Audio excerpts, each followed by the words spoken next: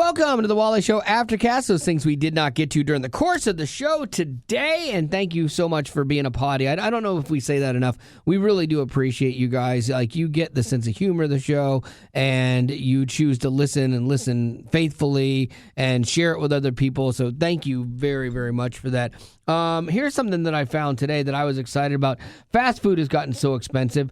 I will usually spend, for just my wife Marty and I, close to $18 for a meal at fast food now. Chick-fil-A is $10 for a value meal now. It's not a value. Well, don't even call that. Don't even say. Keep the word value out of your mouth. Just a meal. Yeah, keep value out of your mouth, all of you fast food places, with the exception of McDonald's with their $1, $2, and $3 value menu. Like, that actually still counts. And Wendy's still will rock that $5 thing.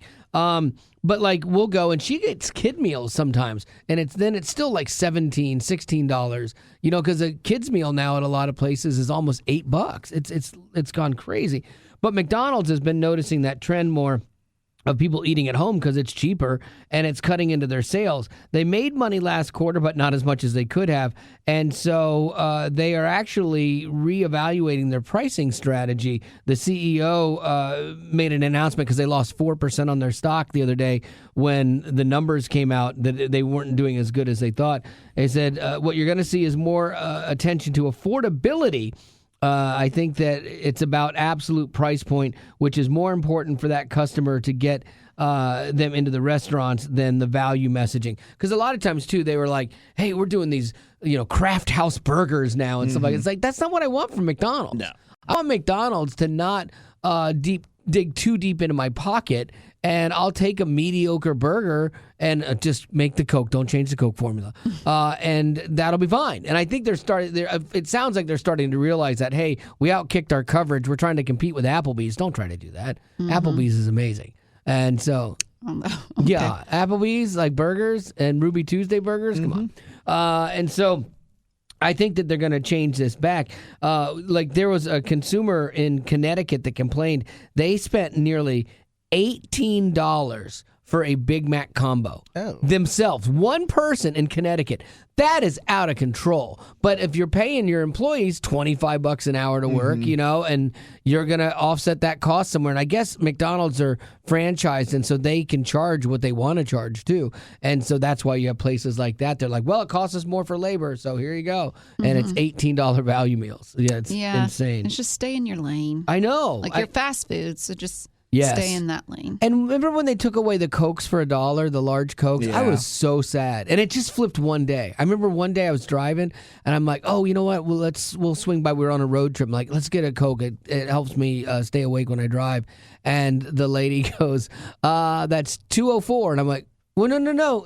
I got the $1 large Coke. She's like, oh, yeah, we don't do that now. Like, what do you mean we don't do that now? And like, you just stopped? Like, when did you stop? One car ahead of me? Like, when did this change? And I had to pay twice what I've been paying. And so it's hopefully, though, we avoided a recession, which is good, because recession would change prices for everything. We avoided that. But hopefully, like, McDonald's can start leading the way and saying we've got to get inflation and pricing back under control. And if they solve that, then they should hire this guy to tackle rent for people. I saw a couple of stories on people's rents that were paying $700, $800 for rent before, and it's quadrupled on them. How, if you were able to afford a $700 rent, like that was what you could afford, how do you afford something that quadruples your price? And you've noticed this too, Rock, where you're like looking to buy a place. The prices have just gotten so out of pocket that it's hard to afford anymore. And something has to be done. It's got to come back, but we don't want it to be a recession because that's going to hurt everybody. But I greed gets you, and everybody being greedy at every step of the chain. On top of that, you want a tip from us. Yeah, exactly. Where was I at the other day? Oh, I went to Chipotle. Treated myself to Chipotle dinner last night. Didn't DoorDash it because I don't want to pay that extra money. So I drove to Chipotle and I told the gentleman what I would like, and he scoops it in there. It was about a 30-second thing, and then I purposely took cash so I could pay with cash and not have that awkward moment like, oh, the screen's going to ask you a question, because I that's what to get around it on places where I don't feel I should have to tip. And I don't want to look like a cheapskate. I take cash now. Yeah, because I mean that's the person's job. That's Yeah. all they're doing. And I wouldn't say that they go above and beyond to even get a tip. So No, like that's if anybody does and then they don't ask for it, it's the people that are in charge of the dining room at Chick-fil-A. Those people don't even ask for a tip, and they're coming by and being like, can I get you a refill? Can I clear this off the table for you? Like, they're so kind. But they're charging $10 for a meal now. Oh, it kills worth me. it. No, it's not worth it. It's not worth it at all. Are you Worth it. insane? You've lost your mind. Speaking of troublesome, well, I'll do this. No, I'll hold this one for tomorrow. But mooching off of your mom's Hulu account is going to stop too. They have entered this whole thing like Netflix, where they're cracking down on sharing. And so if you have a Hulu account, you're done for. They're all going to start doing that. It's funny. I was talking to my wife yesterday, and I go, oh shoot, we've been using Haley, our daughter, her Hulu account because she got it in college. She got a Hulu account. It's like a special college deal. So, oh wow, that's great. And so I'm like, man, that stinks. We're gonna have to get Hulu if we want to get something like that. So, but good on her.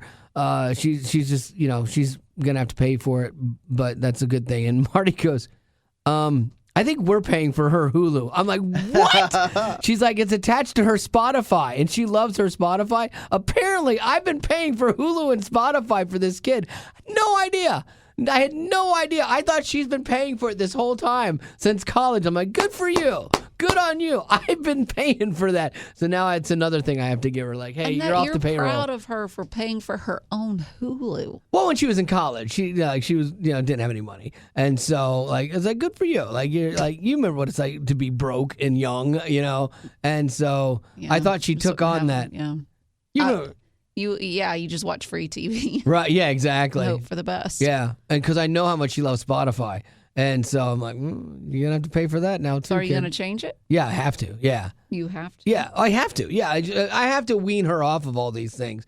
And so, like, that's Marty's down there this week. I'm like, I have a lot of the tough conversations with her as an adult. So why don't you handle this one? Why don't you take this one? That's a tough conversation to have. No, I'm saying this is an easy one. This is a light one. Okay. I take You're the bigger letting her things. have the I'm easy. like, here, you take the easy one. Okay. You take the, hey, I'm cutting this off. You better get it or else you're going to lose all your music. Yeah. Or just Venmo me every month when you Venmo me your car payment. So. But if you forget sometimes or all the time, it's fine. Don't worry about it. What was it the other day? I love my wife. So Haley makes her car payment to us. Okay, so we bought a car, we gave it to her, and she has to pay us back for it. So she so far it's only been like 2 months, and so she's been right on paying it right on time, getting it in there. Super proud of her. Like, so good.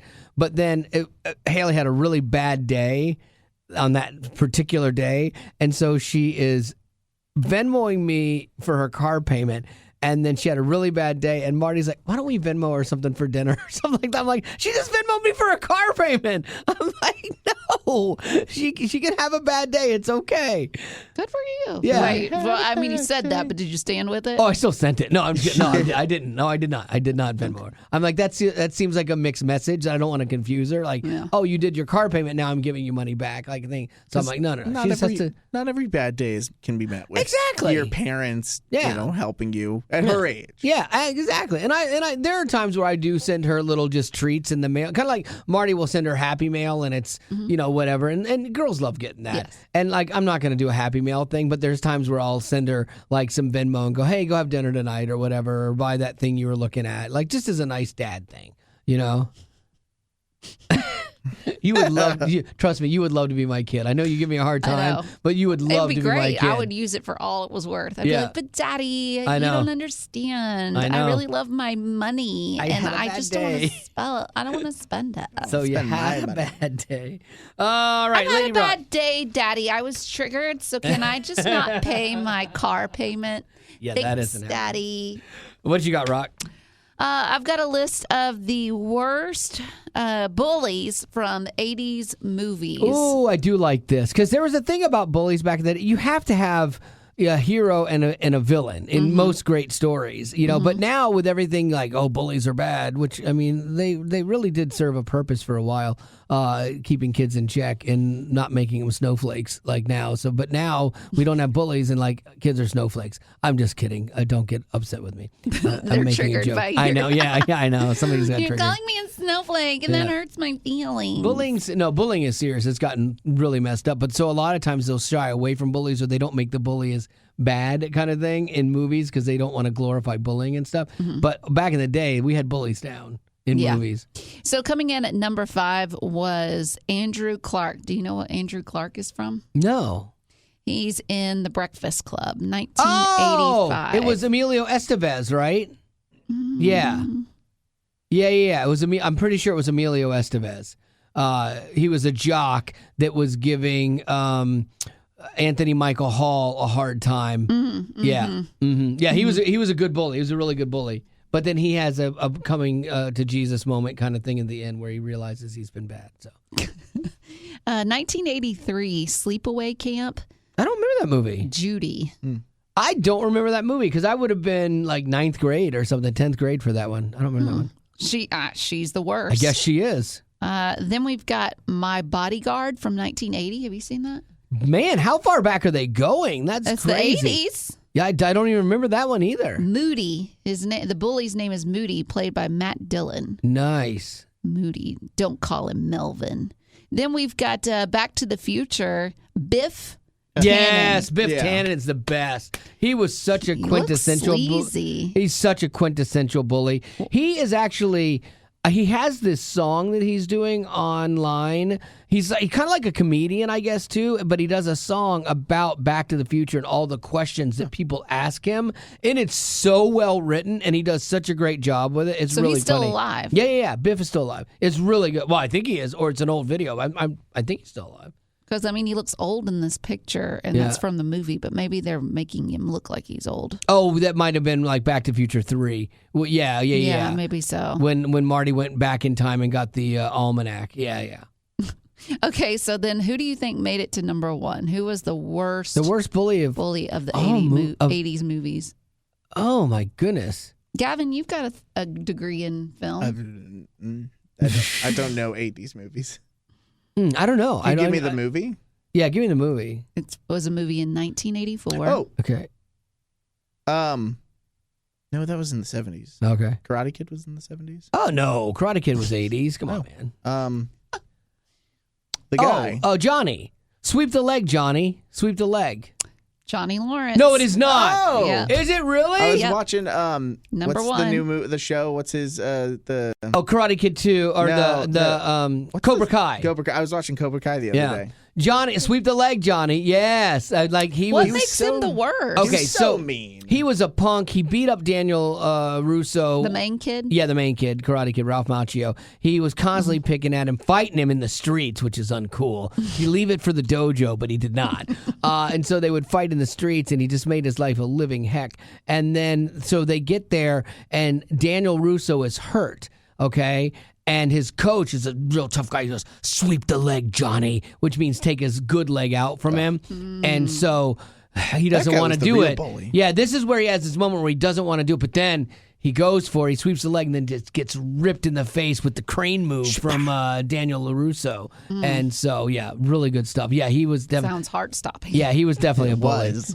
I think there was a Pretty song. cool. I don't know if it ever made it out into the mainstream culture or not, but it was called Sweep the Leg, Johnny. It was a song, and it might have been like a regional band like Shock Lizard or something. Family Force 5 did a song called Sweep the Leg. Did they really that's too? cool. And it was great. Did they, that's what the reference is. Yeah, that's what I assumed it was because Yeah. I've heard people say it. I've never seen Karate Kid, and Oh! I don't care to You've see never it. seen What? No, it sounds boring. Oh, No. you would love it. I forget on the first Karate Kid, the blonde lady that went on to do like Adventures in Babysitting, Elizabeth Elizabeth Shue. I think it's Elizabeth Shue. I think she was in it. Other bullies that made the list were Scott Farkas. Remember him? Scott. He had yellow eyes. I don't remember that one. 1983's Christmas Story. Oh, I never. I don't like Christmas Story. Oh, I love it. Another one that made the list was Steph in Pretty in Pink. I don't know that. Yeah, Steph, girl no. bullies don't scare me.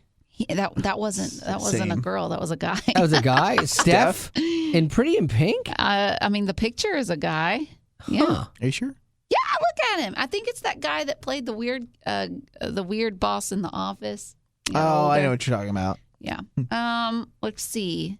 Chet in Weird Science. Oh yes, Chet was great. That was played by a big actor. Now he went on to be a big actor. Bill Paxton. Bill Paxton. Yeah. He was like in the Tornado movie and stuff with Helen Hunt. Oh, that guy. Yeah. He's dead now, isn't he? Is he? I don't know. think he died. Yeah, maybe. I'm But pretty yeah, sure. he was a great bully for sure. He was a great bully. And then Stan Gable in Revenge of the Nerds. Oh yeah, I never saw. I don't even. 1984. I saw that movie, but I don't remember it. Mick in Teen Wolf, 1985. That was Teen Wolf was Michael J. Fox, but I never saw that because I don't like werewolf movies. And then Ace Merrill in Stand By Me, 1986. Stand By Me is one that everybody talks about. I've never seen it. I've never seen Stand By Me. Is I that have. Macaulay Culkin? No, What's that It one? has River My Phoenix Girl. in it. Okay. Yeah, I've never seen Stand By Me, and I've never seen Sandlot. Stand By Me has River Phoenix in it. Yes, he's dead, right? Yes. Yeah. Yes, but Didn't it was he die written by outside the Viper Room? Yes. Okay. But it was written by Stephen King, which is so odd because really? it's not like a scary movie like all his other ones. It's actually just about friendship. But I liked it. That's the one. Like I guess he's done really well for himself. But you're like, okay, is that the one where you made some money? You know, do something you don't want to do, but it's a good money maker for you, kind of No, thing. he's done other things like that where it Has he? doesn't really fit the profile, but Yeah, he still did it. yeah. Yeah. Do you got any birthdays? I do. I have one. Amy, Neil, Abigail, and Noah. They all want to wish Caleb a happy 17th birthday. Yay, Caleb! Happy birthday. Said we love you and are so proud of you. That's a lot of people that love on you. That's good. They want to know if you could trade places with your parents for one day, what would you do differently? Oh. Not have my sister. No. That's funny. What would I do differently? I think you mean would as a parent to yeah, you? yeah, Oh, I think okay. I would let little me snack. Oh, I wasn't allowed to interesting. snack. Yeah. My parents didn't want me to ruin my supper, and so I didn't snack. But I would let me snack. I would say my parents are really great about letting us choose. Like my parents never pushed us into like sports or things like that. They were very like if you started a season, you had to finish it. You know, like, and I respect that. But they never stayed on us where it's like, okay, if you're not enjoying it, that's fine. I wish they had pushed me to stay into tennis, like, because I was playing and I was pretty good at it, and I wish they had pushed me to stay into that, because that one decision led me to, like, to stop that led me down different paths, and it would have been interesting to see where that had played out. But I was young and was like, I don't want to do this anymore, and I probably should have. You wanted to be a rebel. I did. See how that worked out. It did for not you. work out at all. Is there such a thing as a tennis rebel player? Yeah, there Probably was. not. Andre Agassi was one of them. He even had the Rebel camera that he promoted. John McEnroe, Elena Stasi. Yeah, all of these guys were like the bad guys of tennis. the bad That's what I want to be, the bad boy of tennis. All right, Gab, what about you? I guess I theoretically would have been okay with with my parents like making me get a job in high school when I was old enough. They didn't force me or my Really? siblings to work. That's It was nice. more go, get your good grades. For me, it's like enjoy soccer. For my Yeah. brother and sister, really do really well at marching band, and then come home and do your homework. So there wasn't they didn't push us to work at a younger age. And I still see a lot of value in having not had a job at that point. But if I could change anything, maybe I'd do that. Yeah. Go work at, Chick-fil-A It on was weekends. weird. Yeah, it was weird pushing my daughter into working because, like you, I wanted her to get good grades because Yeah. that's how she was going to pay for college more so than The job. Like getting good SAT scores was what was going to cut her tuition in half, not all the money she could save working at Chick-fil-A, the $5, like she would have had. So, but it was a good life experience. So I remember Sure. pushing her to go get a job and taking her to Chick-fil-A and going, okay, go in and ask for an interview or a application. And she was so nervous, like, come in with me, and we're like, no, you got to do it yourself. And she went in, did an interview, got the job, worked hard, was one of the best employees they had, and it was really good for her to have learned that early on. I also think, though, when I think back to when I would have been working for $8.50 an hour. Right. And nowadays, kids can go to Chick-fil-A and make, I don't know, it is crazy. $15 an hour. And I know the world is expensive right now. Yeah. But still, I would be, I mean, if I had to get a second job, I wouldn't even bat an eye at working at Chick-fil-A. Right. Because they can make good money there. Yeah. And just hand and people it's chicken. better than like spending money that you used to get when you were younger too, man. You actually go buy stuff at this rate. Yeah, kids complaining about not having money. Like, no way, man. You can go get paid a grip of cash to go and do the job that you would have had to do a couple years ago and been paid half of it. So, all right, Lady Rock, I think that is going to do it for us today. Mm-hmm. I saw you staring at me. I didn't know if you had something else or you want to wrap it up. So that's going to do it for our Aftercast. And as always, thanks for being a potty. So we got our friend Andy Irwin on the show with us, and he's the guy behind the movie I Can Only Imagine. And now he has a new movie out called Ordinary Angels starring Hilary Swank. And she is great, by the way. And her passion for this film really comes through in her character, who's like this broken mess. But God still uses her to accomplish a miracle in the life of a desperate single father whose daughter is in need of a liver transplant. True story, by the way. Now, the one thing I love about you, Andy, is that your movies are not preachy. I would put this somewhere like you got Blindside at one end and you've got War Room at the other. You guys are ahead of Blindside on the faith, but way under War Room, you know? But it's done in a way that's like accessible and not off-putting, and it's not heavy-handed. I think it preaches as good as any of the films that we've done. Because I know your heart is not to water down the gospel. No. Our heart is to be strategic. This one was really about trying to understand this everyman kind of blue-collar guy that had a relationship with God but was just burnt out. Yeah. And he felt like he had lost faith in the church and lost faith in God really seeing him and being there for him. So it's kind of that skeptic that's outside the church walls that we want to reach. Well, you do a great job of that, and it reached into my chest and punched me in the heart in the first 3 minutes. It's a great movie, and it will be in theaters February 23rd, and you can actually get tickets now at ordinaryangels.movie. Growing up in poverty has never been easy for children, but with the added challenges of the pandemic, conflict, and natural disasters, families around the world are facing an unprecedented food crisis. Unfortunately, those who are already hungry are now even more desperate. But by sponsoring a child through compassion, you can help provide life-sustaining essentials such as food and clean water. And with your compassionate support, that child can not only survive, but also flourish. You can find out how and choose a child to sponsor when you click on the compassion banner at wayfm.com.